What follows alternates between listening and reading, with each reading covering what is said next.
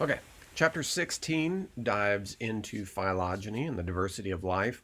And this one should be relatively easy for you guys because we've done quite a bit with respect to understanding phylogenetic trees and reconstructing these trees.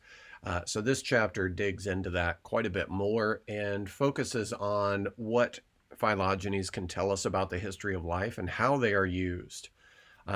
I've got on here two very different animals that are quite different from one another. You certainly think of these things quite differently. But using phylogenetics and to explore evolutionary history, you might be surprised to learn that these are actually quite closely related organisms. Um, so if you look at a phylogeny of some organisms that are living and some that are not, so extinct and extant species, uh, it, you'll see here that there are a few things that you might see today: a crocodile, a hummingbird, or a falcon. You could see any of those, not in Mississippi. You could see an alligator, a falcon, and a hummingbird in a single day here in Mississippi, but you're unlikely to see any of these other species: Archaeopteryx, a velociraptor, a Tyrannosaurus, or a Triceratops. And that is because those four taxa in the middle there are extinct. And one of the things that's critically important when we are reconstructing phylogenies and estimating the relationships among organisms and using that to think about how life has evolved, it's very important that we remember that not everything that has ever lived still lives. And that missing information, that understanding that we don't have, that frame of reference we don't have from those creatures that have gone extinct, that if we ignore the their role in the evolution of life, if we forget them, we can very seriously misinterpret the evolutionary history of life. Okay.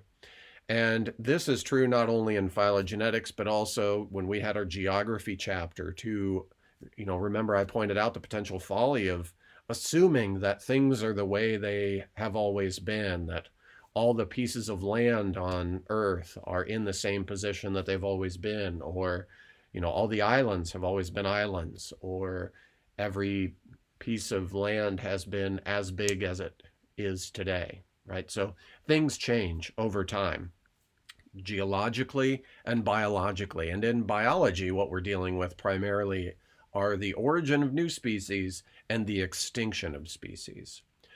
So here, when I speak to people about birds, and I usually say something to this effect in the first lecture of evolution, understanding relationships of birds is kind of difficult because most of the things that they are closely related to are gone. Okay.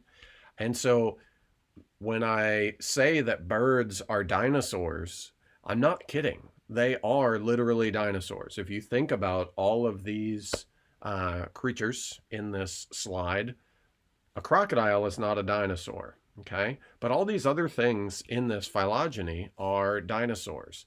And everything that shares a common ancestor, so everything from a hummingbird to a triceratops, they all share a common ancestor. And all the descendants of that common ancestor are a dinosaur, okay? Now, the specific type of dinosaur that birds are is a theropod dinosaur. Not all not all dinosaurs were theropods. There are some that were not, and you see there a triceratops is not grouped in with the theropods. All theropods share a common ancestor, okay?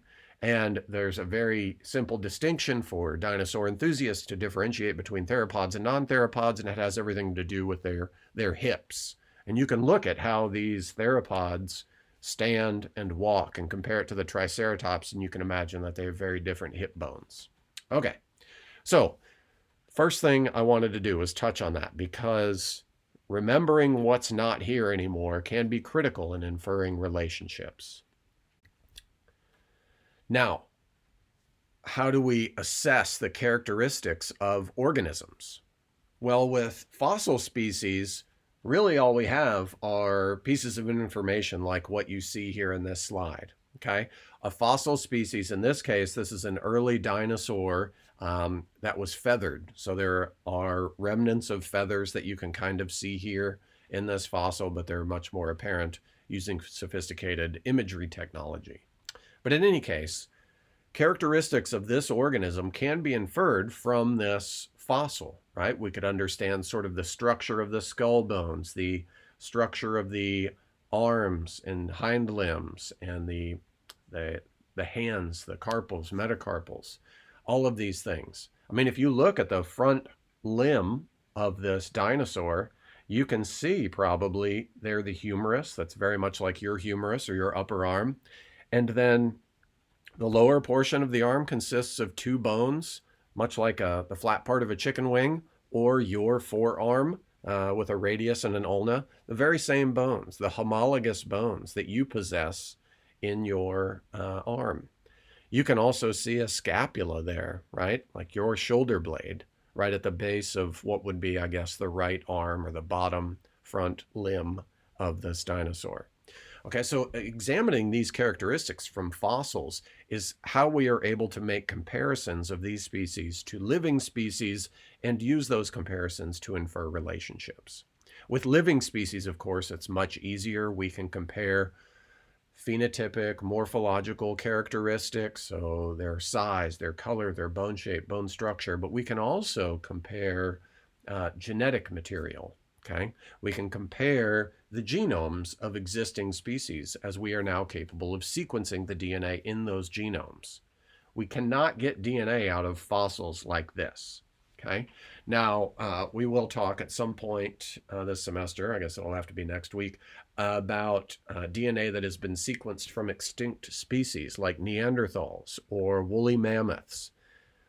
That DNA sequence data comes from what are called subfossils, so basically bones from organisms that died in a cave, the bones laid in a dry cave for thousands of years, tens of thousands of years, and some DNA was preserved. DNA is pretty stable. It is not stable when it turns into rock. That is what a fossil is. These fossils, their bones have turned to rock. There is no DNA there, okay? All right, so now I'd like to review some terms that we've used in the past when we've created phylogenies. And the first three of these are terms that you've seen before. Now you'll remember that we use synapomorphies, these shared derived characters, to infer relationships. And the derived bit is the important part here, right? The fact that two organisms share something that is derived is very important and informative in reconstructing relationships, okay? We're going to contrast that with something here in a moment. An autapomorphy, I've used this in class. I wouldn't be surprised if you don't remember this, but this is a derived character state that's only found in one species, okay? This organism doesn't share this trait with any other. And a good example of this might be a narwhal. If you don't know what a narwhal is, Narwhal, Google it. It's basically a whale with a unicorn horn on the front of its face. Okay, that's an autapomorphy. It's a derived character. Okay, ancestral whales and cetaceans do not possess that. So it's a derived character, but it doesn't share it with anything. Okay, all right. Now, homoplasy, these are traits that are independently derived. So two organisms might have a derived character state, but they don't have it because of shared ancestry. They don't have it because their ancestor evolved it. And the example I used earlier in the semester were the wings of a bat and a bird and a flying dinosaur, the pterodactyls. Okay? So remember, each of those three things has a wing, but those wings were independently evolved. Now, all the wings that bats have, every species of bat has a wing. Those wings are synapomorphies for bats. But the wing of a bat and the wing of a pterodactyl, those are not synapomorphies. Those are independently evolved. And if you remember looking at the slide that illustrated the bone structure and how those wings were formed, you'll remember that those wings are actually quite different morphologically. The final term here is the new one. This is a symplesiomorphy. Okay, so when a trait is not an apomorphy, so apomorphy means derived, okay? So the first two, look at that, synapomorphy or autapomorphy. Means two individuals share this derived character, or there's only one individual species that has this derived character. Symplesiomorphy. A plesiomorphy is the ancestral state. Okay? So a symplesiomorphy is two organisms share a trait, okay? But that doesn't tell us anything because that sharing that trait is the ancestral character state, okay? So everything has that unless they've developed an apomorphy, a synapomorphy or an autapomorphy. And so symplesiomorphies are basically, just think of those as being the ancestral states, okay? All right. Now, I encourage you to read this section of the text to make sure that you're comfortable with these. And if I gave you an example on the exam, you could identify which of these the particular trait I describe is. You can use Google, you can use the textbook, but these are basic terms that I expect you to understand. Okay, so here's a phylogeny illustrating the use of synapomorphies to infer relationships among organisms. And in this phylogeny, we're going to be focusing primarily on the mammals here, the rat, beaver, human, and kangaroo. And these four things are considered mammals because they share these derived traits of possessing hair, producing milk for their offspring, and having but a single jawbone. So your lower jaw is a single bone, whereas in most other species, it is two bones, one on each side. They're fused in the middle. Okay? Now, in this, the synapomorphy of single jawbone, milk, and hair, these tick marks are placed on the phylogeny to the left of the common ancestor of all the mammals. This is because the assumption is, the parsimonious assumption, remember that term, the simplest explanation is that each of those traits evolved once before the common ancestor of all mammals, and all mammals possess those traits, those synapomorphic character states, because they inherited it from their common ancestor. Now you'll see that rats, beavers, and humans share a single synapomorphy of using a placenta to nourish their developing offspring. Okay? After a human is born, after a rat is born, after a beaver is born, the placenta also comes out as the afterbirth you might be familiar with. Kangaroos, which are marsupials, are not placental mammals. They do not have a placenta, and their offspring come out much earlier and live within the pouch. So they get a lot of their nourishment after they're born through nursing within the pouch. Okay. So one interesting character state that's mapped on this tree is indicated by these two red tick marks, and this is bipedal locomotion, so walking on two hind limbs. You might ask me why kangaroos don't have that, because they're usually pictured as this one is, standing on their hind limbs. But if you watch them walk around, most of the time they are walking on all fours. They bend over and they use their front limbs to walk. Okay? But birds and humans walk exclusively on their hind limbs. Okay? So think about the previous slide. Why do these two organisms possess the same character state? Is it a synapomorphy? No, it is not, because they don't possess this bipedal locomotion because they inherited it from a common ancestor. They have it because they evolved it independently, and this is an example of homoplasy. Okay?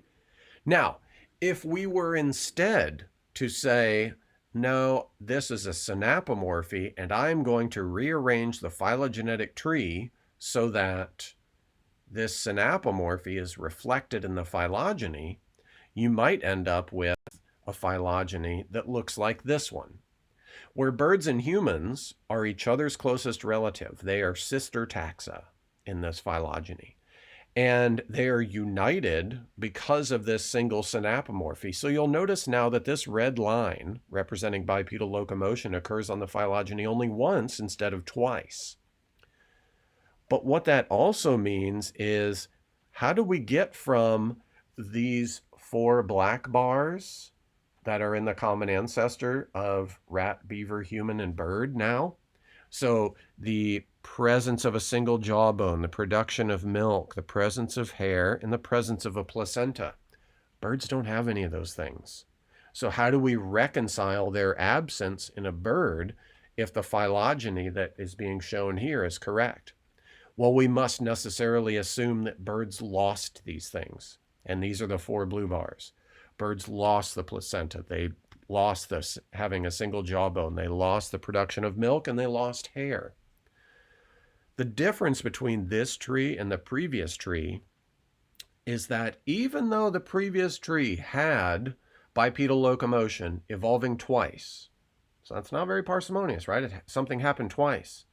The total number of tick marks on the phylogeny, the total number of evolutionary events was 4 black bars and 2 red ones. Oh, I'm sorry, it's 5 black bars. Okay, so that's 7 evolutionary events needed to explain the previous phylogeny. Look how many we have here. We have 10 tick marks on the tree. 5 black, 4 blue, and 1 red, together for 10 evolutionary events. That is certainly not as parsimonious as the previous explanation. Okay, well, if we just have to use parsimony and assess a number of characters, let's go ahead and reconstruct the phylogeny of the entire tree of life.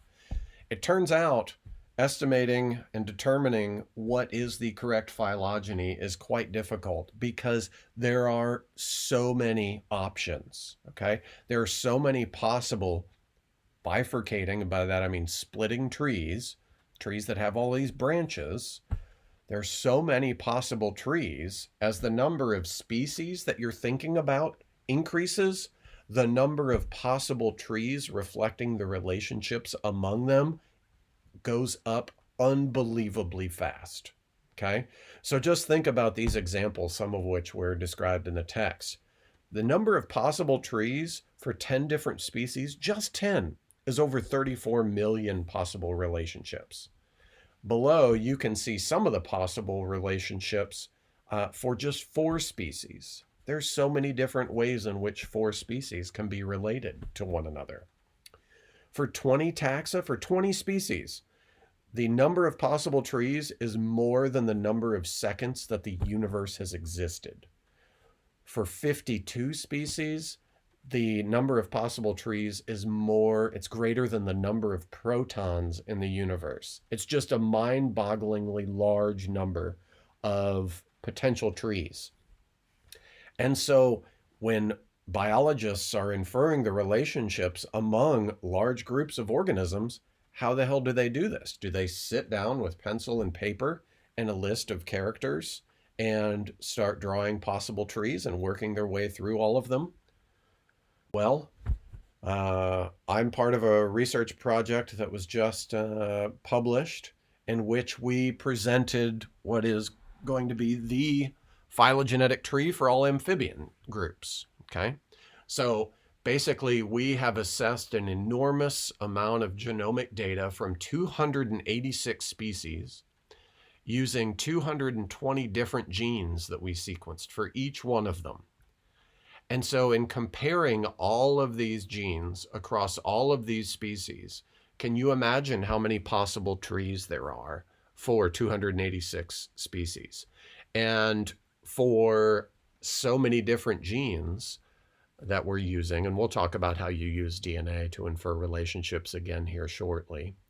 Imagine how many trees there are. We are certainly not by hand making all of these comparisons and reconstructing relationships. There are very complex computer programs that use algorithms that, even using the largest supercomputers, we are taking all of this data and using a method that allows us to incrementally increase or focus on potential trees that are more and more likely. We certainly cannot computationally consider every possible tree with respect to all of these 220 genes for all of these species. It's simply not possible to consider all options and choose the best one, okay? So there are computational methods that allow you to effectively focus on a small group of the best options, the trees that fit the best, and consider them in phylogenetic reconstruction. Okay, here in figure 16.3, your text is illustrating an important concept that we're revisiting from previous lectures, and that is making sure you understand what a synapomorphy is, which we've just gone over, and then also understanding how we can have character states that are apomorphic, okay, or homoplacious. And in this case, we have instances of reversal. Okay, so here we have winged insects represented by the red clade that evolved wings somewhere before the common ancestor of all of these insects. Okay, what's interesting though is there are a number of insects like fleas, lice, and some species of crickets that lack wings. Why do they not have wings? Is it because other species like bugs, flies, and dragonflies independently evolved wings multiple times? Clearly not. Okay? What appears to have happened is that there are certain lineages for which wings are not necessary and they have been lost, much like some birds have lost the ability to fly. Okay, so lice and fleas do not require wings. They've lost them evolutionarily, and this is why some organisms may possess common character states, but it's not necessarily a synapomorphy. So lice and fleas lack wings. That character state is not a synapomorphy of those two. It is due to a reversal and is a homoplasy for them. Now, two organisms could also have the same character state because of what we call convergent evolution. And this is another instance of homoplasy that we have discussed before. Okay, this is not terribly different from the three different types of wings in bats, pterodactyls, and birds that I described earlier. These are two species of snakes that are found here in the southeastern United States, a coral snake on the top left and a scarlet king snake on the bottom right. And both of these possess red, black, and yellow rings around their bodies, a pretty unique phenotype for snakes. But it turns out these are not closely related to one another at all. Coral snakes are venomous, as you may be aware, and they are closely related to cobras, okay? Far more closely related to cobras than they are to these king snakes on the bottom right. They have independently converged on this same phenotype, the same appearance, because there was a selective advantage for the scarlet king snake to look like a dangerous coral snake. So selection has driven scarlet king snakes to look similar to those coral snakes. Okay, so this is again an instance of homoplasy. Okay, so homoplasy can arise, as I've just shown you, through reversal, but also through convergence.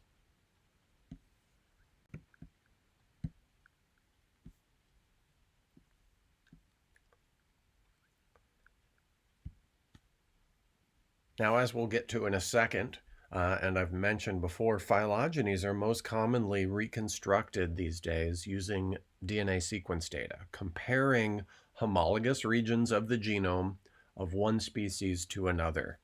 And what's interesting is that we can also observe nucleotide mutation convergence. Now think about what that means, okay? So convergence is two organisms having the same trait or character state, but not because of shared ancestry, but because they independently converged on that. So let's talk about the mutation and evolution of genes for a moment, okay? So if you look here, this graph is illustrating what proportion of each codon position differs between two species, and each of these dots represents a comparison between two species that has some certain age, okay? And you'll notice that for each dot, each orange dot, there's a blue dot and a red dot beneath it, okay? That's a vertical line, okay? So that is a single comparison. So look at the line right about 420 20 million years ago. Okay? That orange dot is very high, above 40, above 40%. Okay? The blue dot is somewhere in the neighborhood of 15%, and the red dot is well below 10%, somewhere in the neighborhood of 5%. Okay? What that is telling you is that if two species have diverged 400 million years ago, they're going to have a lot of third codon position nucleotides that are different. Okay? And they're going to have some number of first codon positions that are different, but very few second codon positions that are different. Why is that? You will recall that third codon degeneracy, that redundancy of the genetic code. It doesn't matter if their third codon positions are different, they can still make that same protein. So mutations that happen there accumulate over time pretty rapidly. You can see how that orange line ramps up very quickly within the first 50 to 75 million years. Okay? And then it tapers off. Why would it taper off? Why would this number not increase to 100% of the third codon positions are different between two species? Well, the reason that it doesn't is because of convergence. The reason is after 500 million years or 300 million years, two species, they may have the same nucleotide site. They might both have a T at that position, that third codon position, but it can be convergence. How the hell could it be convergence?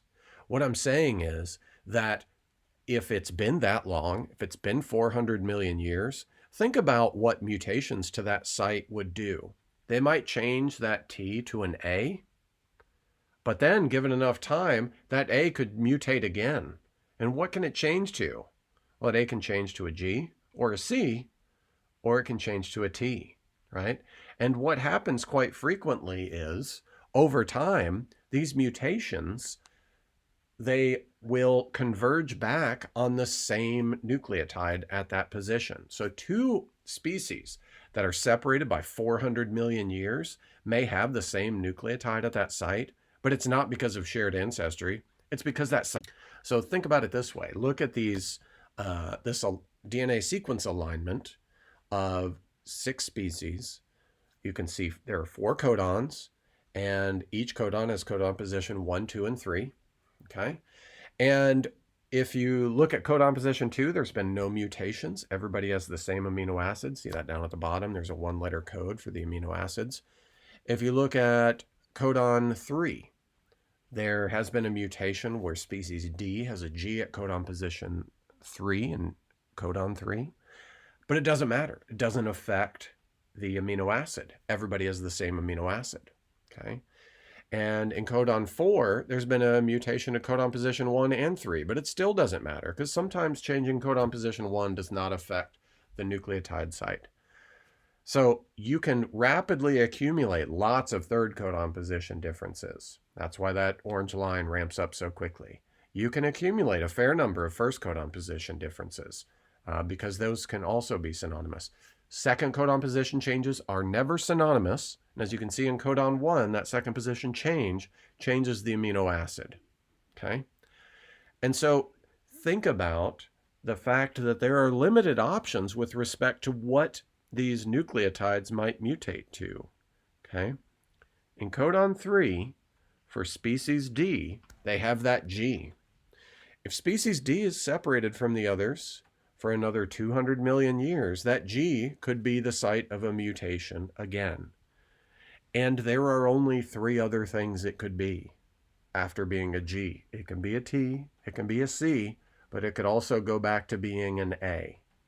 And what that means is the percent difference at third codon positions is quite limited because there are going to be repeated mutations, some of which will switch it back to what it was before, giving the appearance of it being a synapomorphy. But what it really is a homoplasy. It's convergence. Okay? And so for that reason, when researchers are using DNA sequence data to infer relationships, they can't rely on this, right? 3 nucleotides per codon for 4 codons, right? You can't compare 12 nucleotide sites across these 6 species and expect to be able to infer a correct phylogeny. Okay?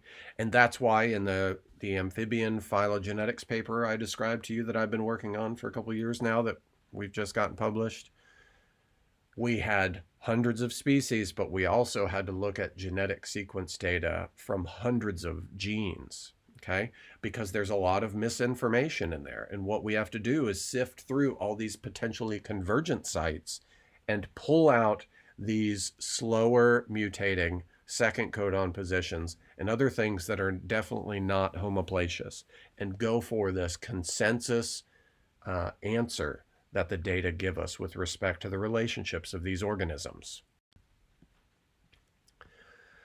Now, your text on page 406 presents a very important concept that is kind of difficult to think about.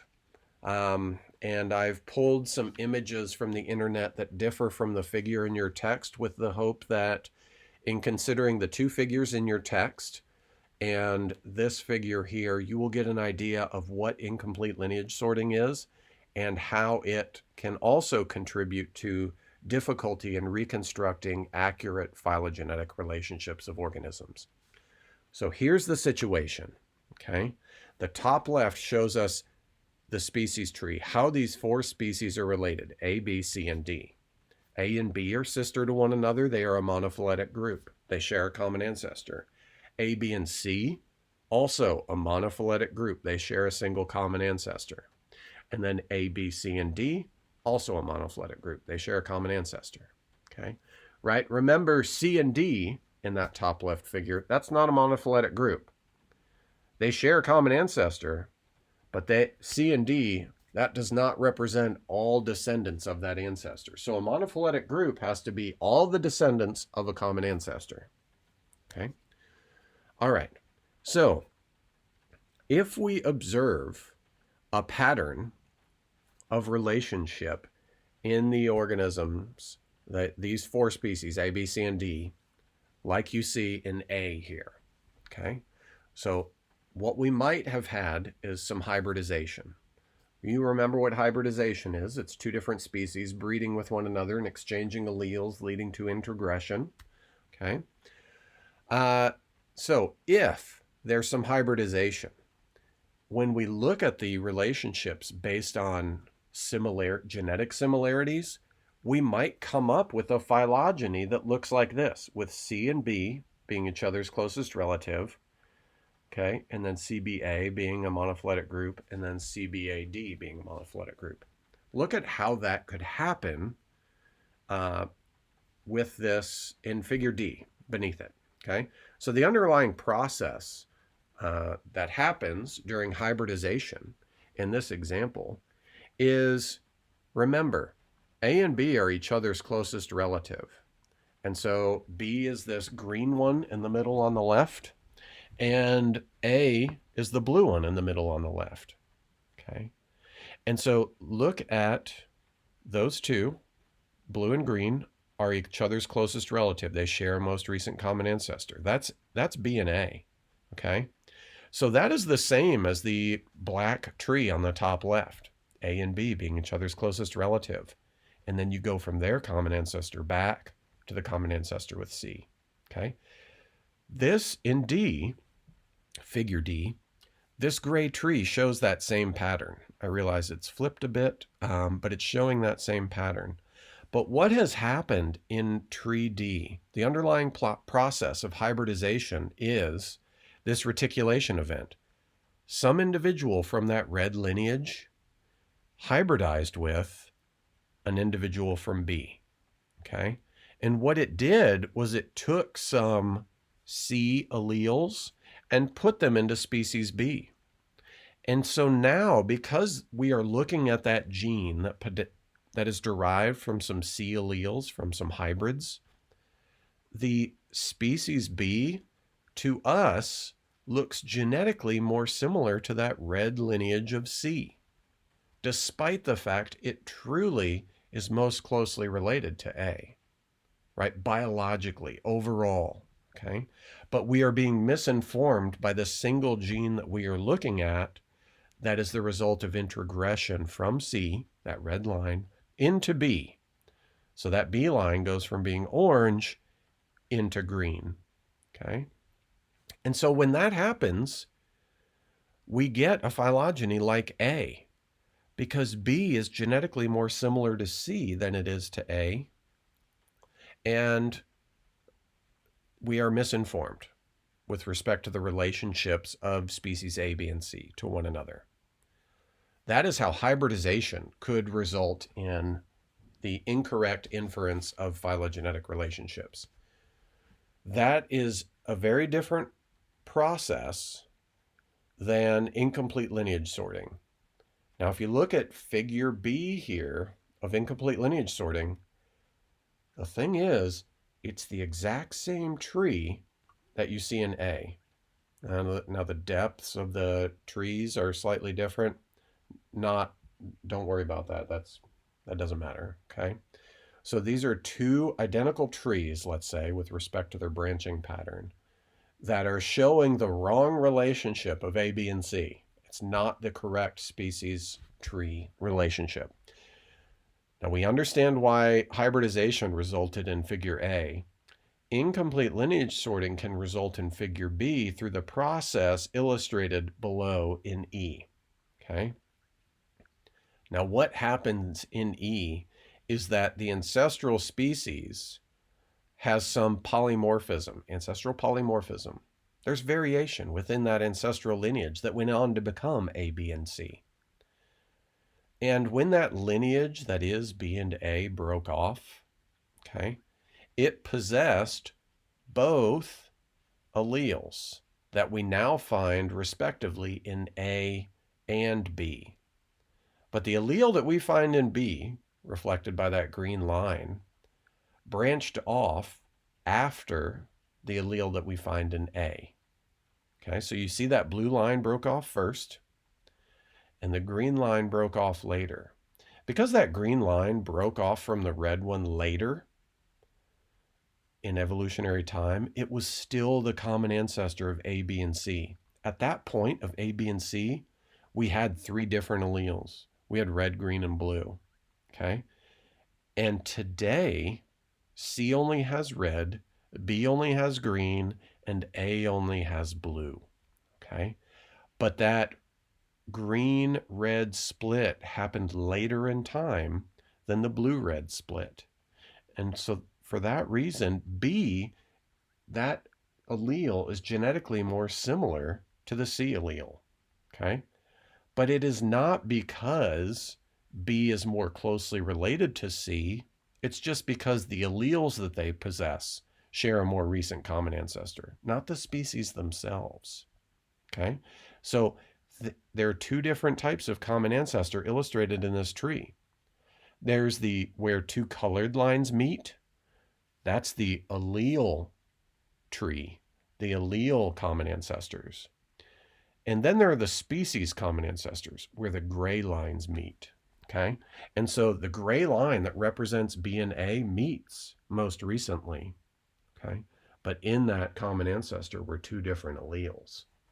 So there's a difference between incomplete lineage sorting and hybridization. It's a very complicated concept. I encourage you to read this page on the text, Google it, read the Wikipedia page, whatever it is you can find that helps you understand it. Okay? Okay.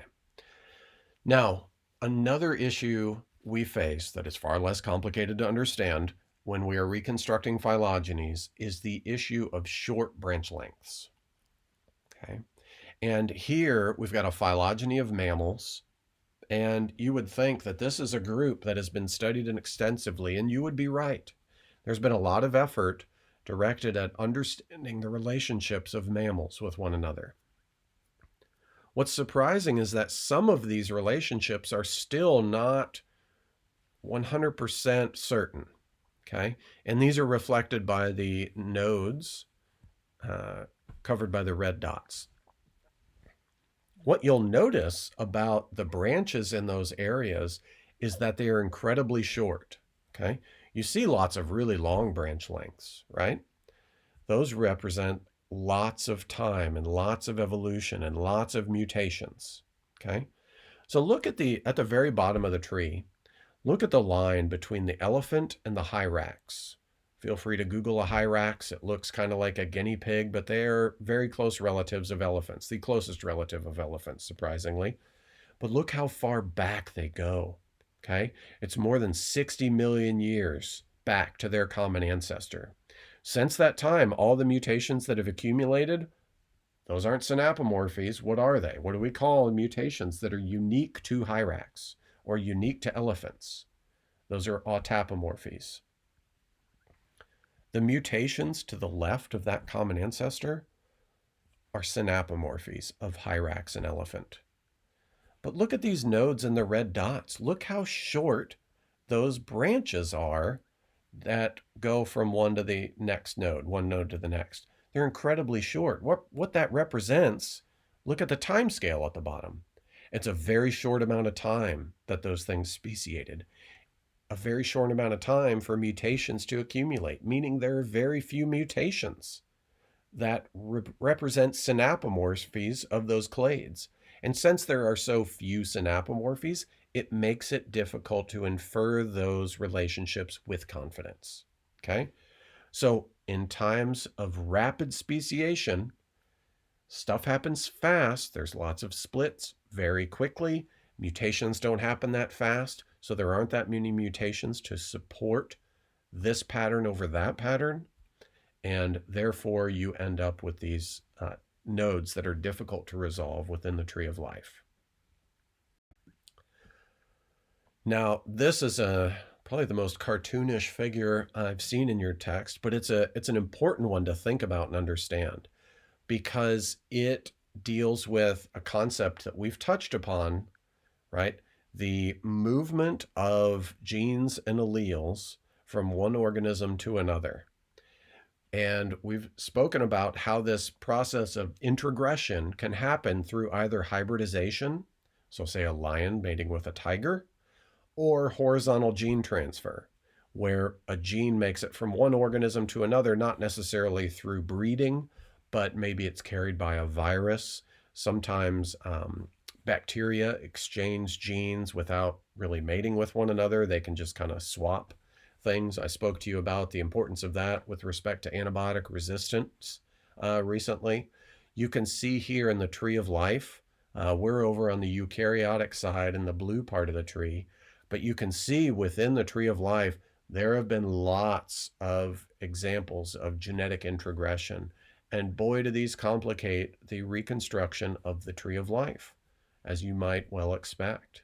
Okay, so this is just a very clear illustration of the principle of introgression and how that has impacted the tree of life, right? Obviously, the jump of these organelles, chloroplasts, and mitochondria into eukaryotic species has dramatically influenced their diversity and evolution. And so understanding the relationships of these things before the introgression of chloroplasts or mitochondria is a very interesting task.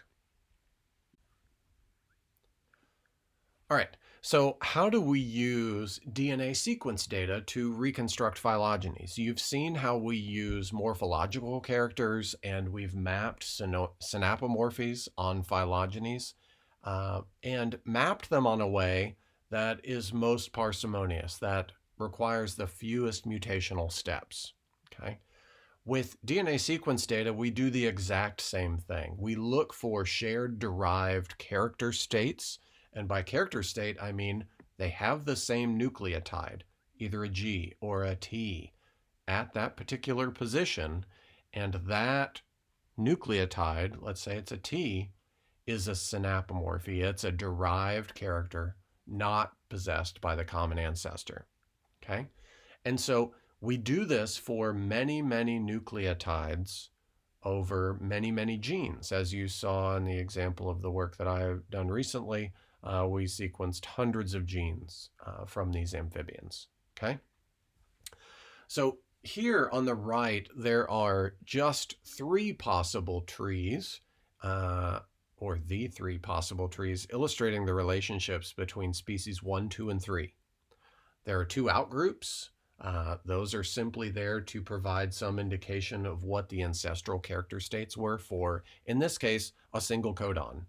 Okay? And the inference is, based on the sequence of the outgroups, that the ancestral version of this codon was AAA. Okay? Now, if we're trying to use this codon to infer relationships of species 1, 2, and 3, there are three options. A has 1 and 2 being each other's closest relative, B has 2 and 3, and C 1 and 3. So these are three different options. Okay. Now, how do we go from AAA to the sequences that 1, 2, and 3 possess respectively, being TTA, TTG, and AAG? Well, the first tree A illustrates a way in which these mutations could have happened, mapped by those little black tick marks, to yield the observed sequences in those three species. And this takes 4 mutational steps. Okay. There was presumably a mutation of the second codon position and the first codon position, changing them from an A to a T before in the common ancestor of species 1 and 2. Okay, so that is critical. And then there's also the change to a G in codon position 3 of species 2 and 3.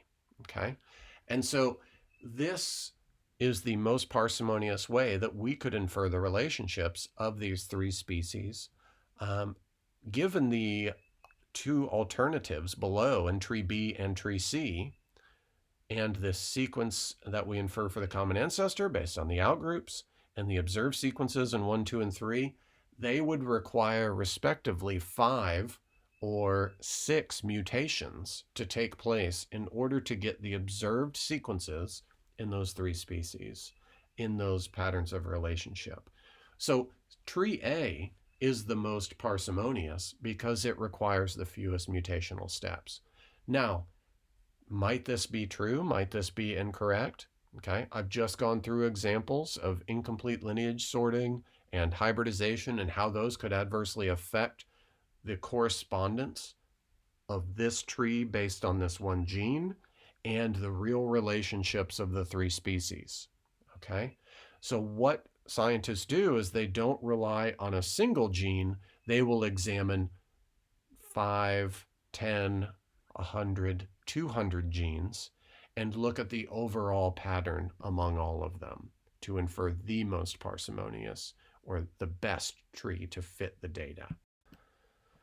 Okay, now, despite the fact that DNA sequence data has become the norm, it certainly wasn't that way in the 90s or before, okay, before we were able to sequence DNA. Before that time, morphology ruled phylogenetics, so we would examine physical characteristics of organisms and use similarities and differences in order to infer relationships. We still use morphological characters. As I mentioned earlier, it's the only data we have for fossil species. But we can also still use these morphologically inferred phylogenies to kind of truth or compare those phylogenies that are inferred using DNA sequence data.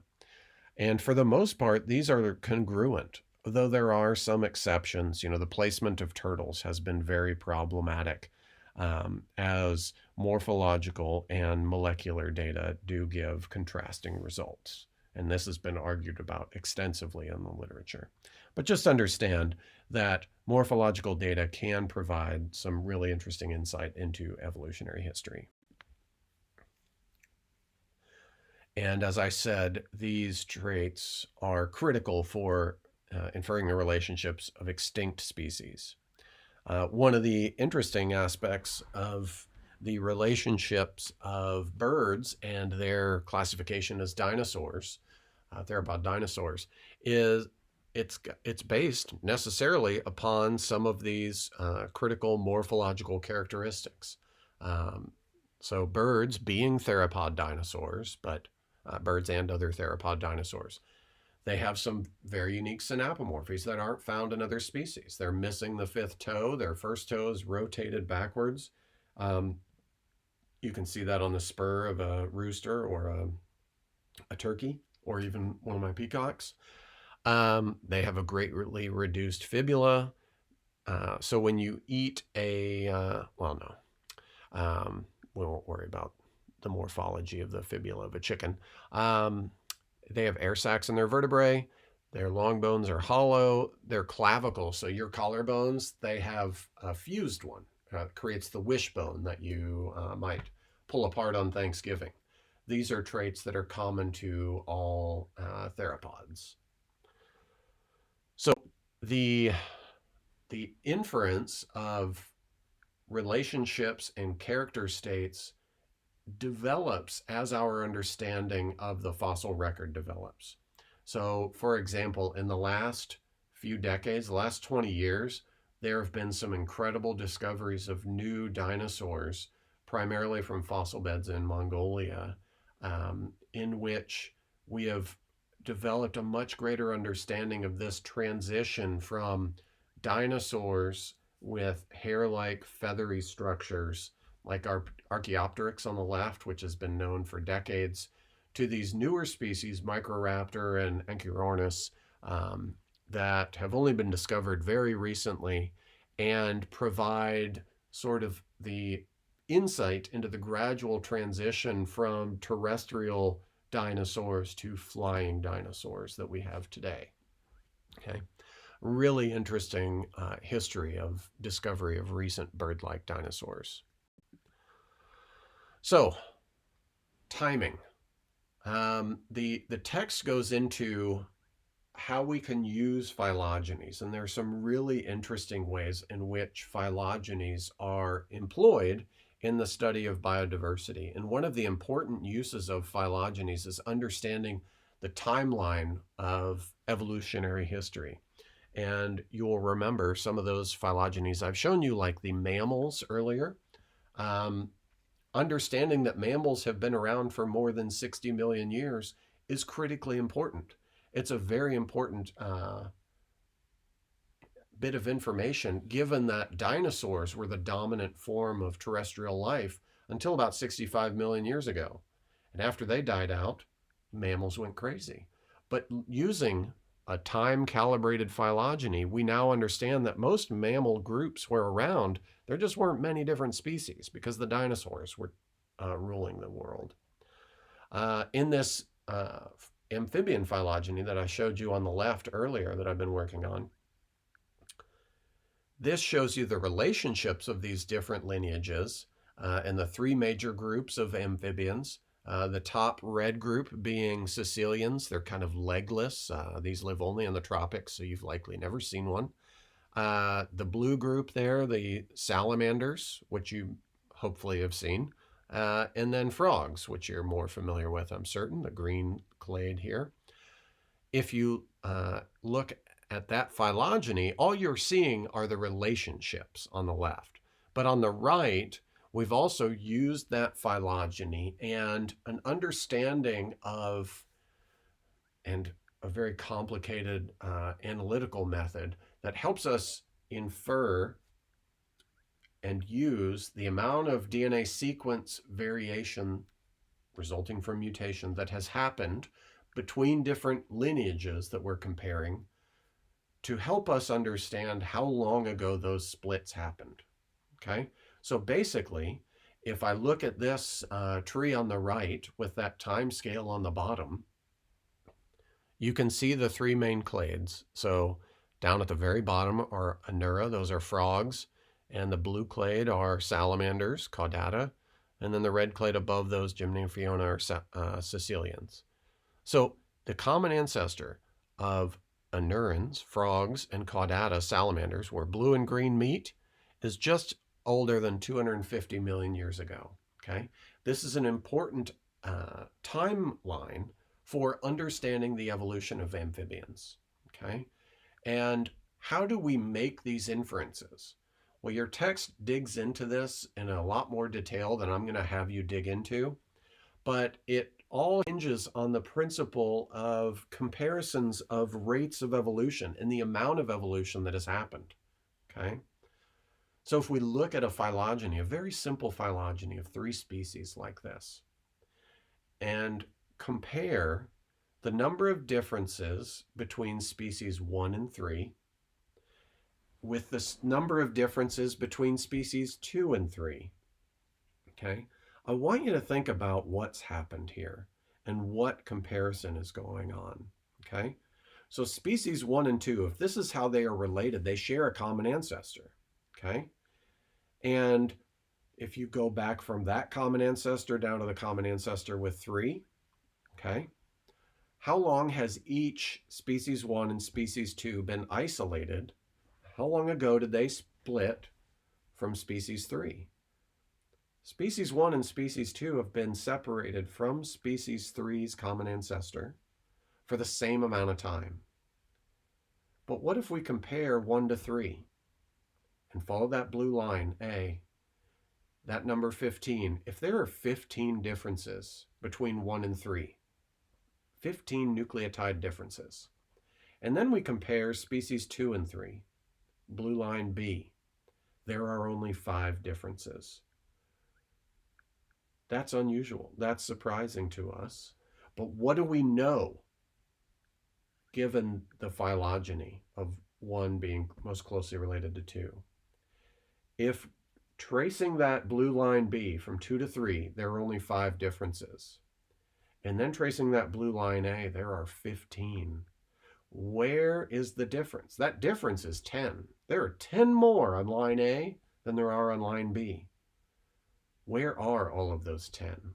Where do those 10 have to be?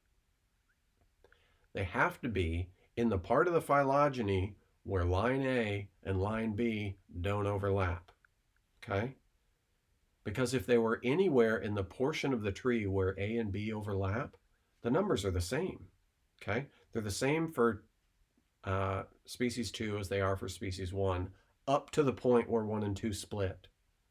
So all of those 10 differences that differ between line A and B have to be on that branch for species 1 since their common ancestor was species 2. Okay?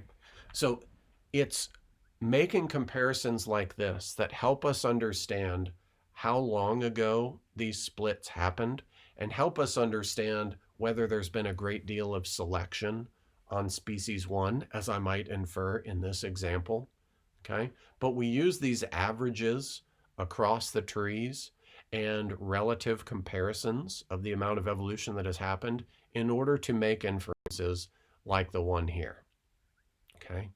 And I'm sorry for the C in the top left. I meant to delete that, so just ignore that. But here we have a phylogenetic tree of primates in which the age of the most recent common ancestor for each node is indicated by a bold number, which represents millions of years ago.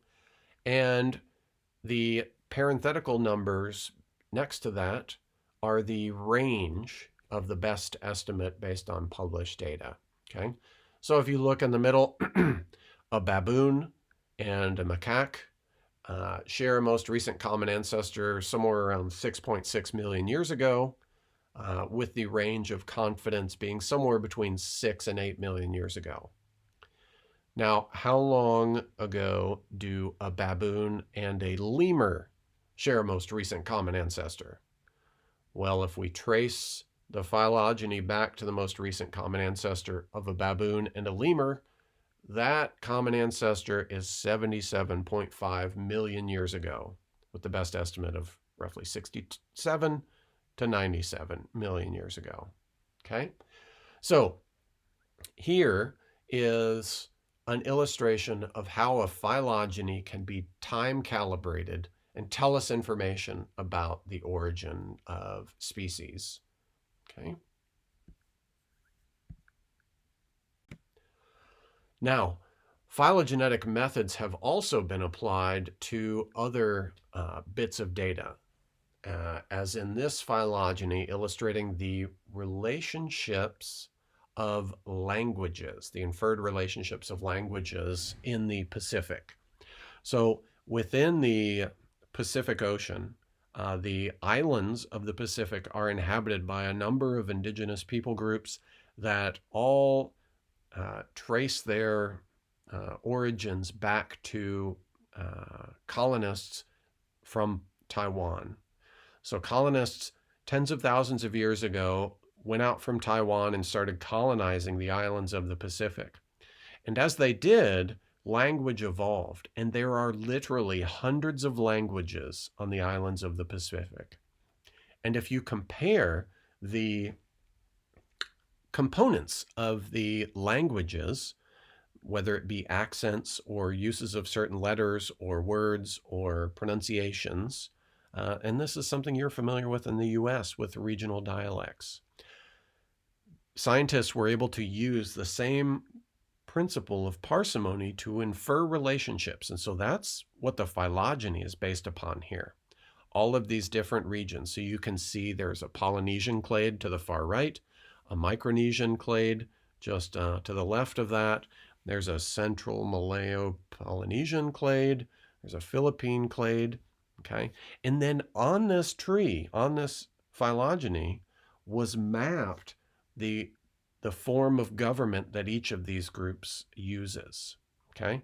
So each of the tips of the tree is a solid colored circle. And that color reflects whether the people group has no chief, has a simple chief, complex chiefdom, or they have a state, and somewhat like an elected government. Okay, and you can see that most of these populations have either no chief or some form of chiefdom. There have been a few evolutions of states that have come to be. But what's interesting is you'll notice that within a clade, there's generally not much change, right? So there in the Micronesian and Polynesian clades, most of those dots are light or dark red, representing some form of chiefdom. Okay, I want you to look in the Polynesian clade, and there's a single people group represented by one blue dot that has no chief. Okay, well, how did that evolve within those people groups? How did that culturally evolve? Well, it presumably evolved from an ancestral population elsewhere, presumably, that did possess some form of chiefdom, and that was lost, okay? Because that's the most parsimonious explanation for all Polynesian groups having some form of chiefdom except this one. That's most likely a loss rather than all of the other populations independently evolving chiefdoms. Okay, so you can see here how the same principles of parsimony can be applied to understanding cultural traits and cultural heritage within people groups. And the different pie graphs or pie charts on the internal nodes of the trees that are part blue, part red, part orange, those are inferred ancestral states. Okay, so given that, let's say within the Polynesian group, given that almost all the populations today are some simple or complex chiefdom, each, as you go deeper in the tree and look at the internal nodes, the inference is that they are presumably, the ancestor was some form of chiefdom. But let's look in the Central Malayo-Polynesian clade, that kind of one in the middle there. Okay, we have in there mostly, let's see, we've got 3 complex chiefdoms, 3 simple chiefdoms, and 1 no chief. So let's look at the common ancestral population of the no chief and complex chiefdom. That ancestor looks like it's about inferred to be 50% simple chief, 25% no chief. Well, why isn't it 50-50? Because there are only 2 descendants and there's 1 of each. Well, go back to the next common ancestor. The descendants to the left are both simple chiefdoms. So we'll have 4 descendants of that common ancestor. 2 are simple chiefs, 1's a complex chief, and then 1's no chief. So we can make some probability estimate that there's probably going to be some chiefdom in the common ancestor of those clades. Okay, phylogenies can also be used in tracing outbreaks. Okay, here's a phylogeny of the Ebola viruses that have been collected during various outbreaks since the 1970s. And what's interesting is that the outbreaks in the Democratic Republic of Congo in the 70s and 90s have led to and been closely related to the viruses that were collected from outbreaks in Gabon in the 2000s. And then the virus from the most recent outbreak in Sierra Leone and Gabon in 2014 are most closely related to, most genetically similar to the virus that was present in the DRC in the 07-08 outbreak. So understanding where these viral outbreaks have their origin can help help scientists and medical professionals treat and understand a particular disease. This is becoming increasingly important and applied quite heavily as we deal with the recent coronavirus outbreak that you're currently listening to my lecture on YouTube because of.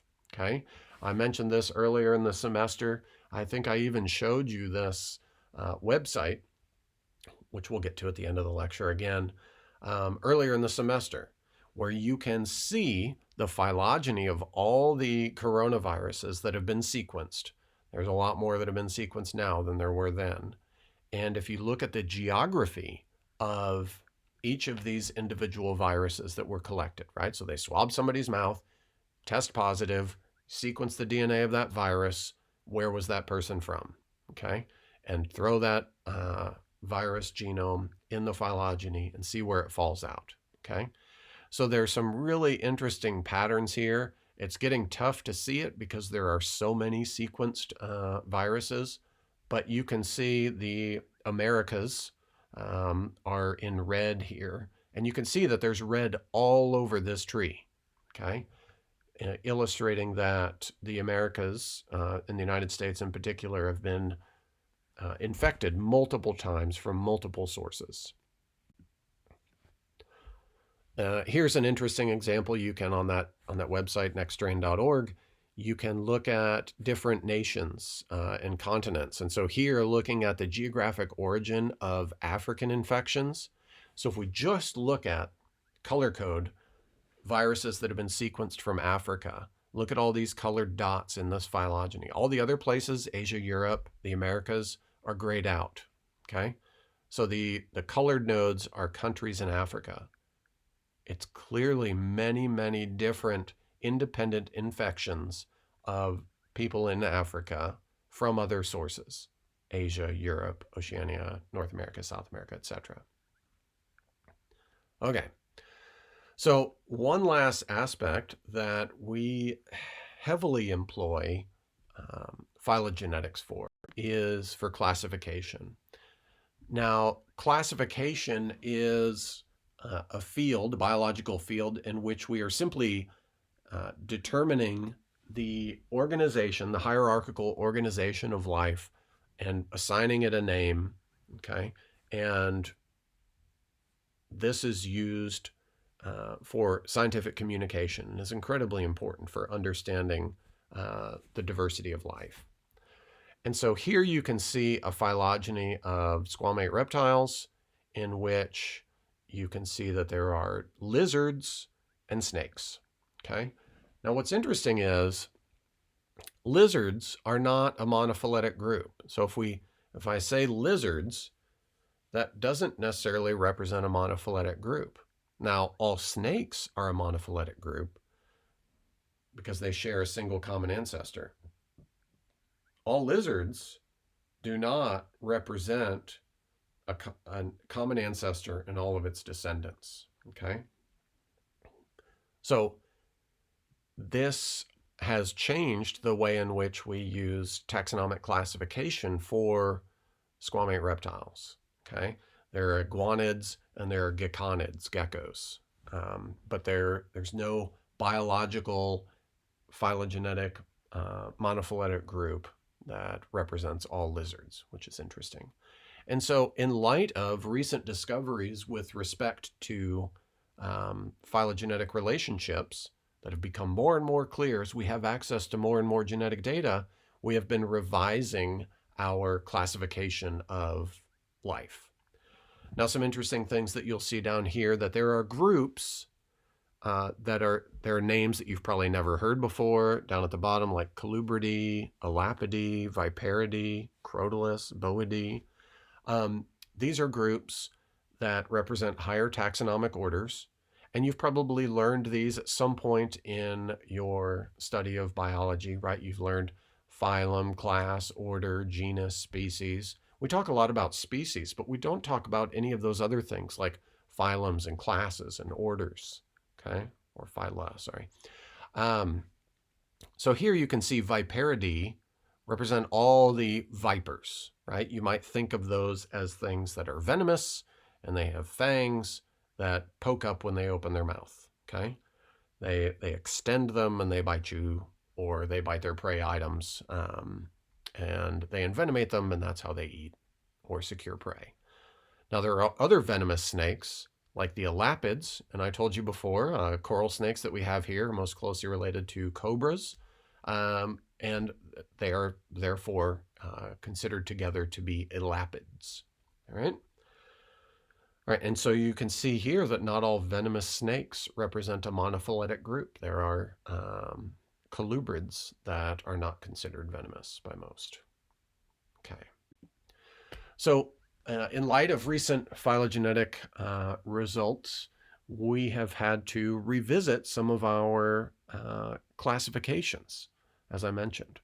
So here, you might normally call snakes, turtles, lizards, and crocodilians reptiles, and they're cold-blooded, right? Air quotes. This does not reflect biological reality or phylogenetic relationships. Instead, crocodiles and birds represent a monophyletic group, okay? And these are both archosaurs together, whereas snakes represent squamates or squamata. And so the terms used on the left have been dropped in favor of using classification that reflects biological reality. The same is true of birds. You know, for on the left, it was long thought that because falcons and eagles are fast birds that chase things down and kill them and rip them apart with their sharp, pointy beaks, they together were probably closely related and were categorized as falconiformes, okay?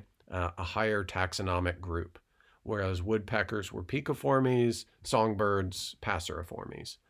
Turns out that that is not accurate, and falcons are actually more closely related to songbirds and nested within woodpeckers, falcons, and songbirds, okay? And so now the classification scheme that is used is instead eagles are classified as accipitiformes, and falcons themselves are falconiformes.